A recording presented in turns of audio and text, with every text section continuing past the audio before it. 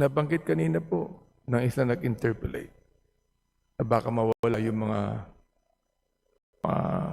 OFW din sa mga bansang yan. Meron naman tayong ibang market na mapupuntahan.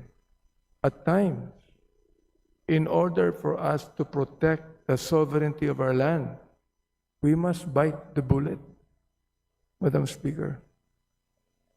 Wala pong sino man ang nagproprotekta ng kasarinlan ng bansa na walang nangyayaring sakripisyo. We must at least make some sacrifices. No? Hindi ko sinasabi dito yung digmaan. Sapagkat palagay ko, malayo sa isipan ng Chinese government na makipagdigma sa maliit na bansang ito. Bakit hindi natin gayahin ang Malaysia, ang Indonesia? Ang Indonesia, pinasabog yung isang barko ng China nung sila ay nagpunta ron sa Indonesian waters.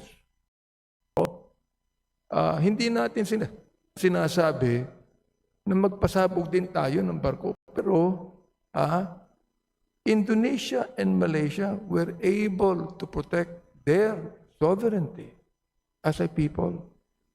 Why can't we?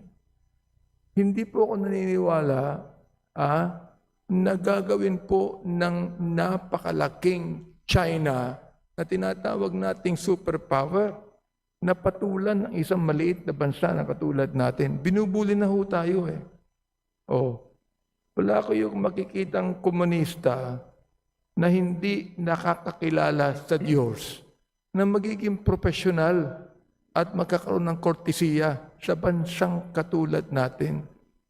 Hindi lang po tayo ni-insult, niloloko pa tayo Gusto kong sabihin sa inyo, nung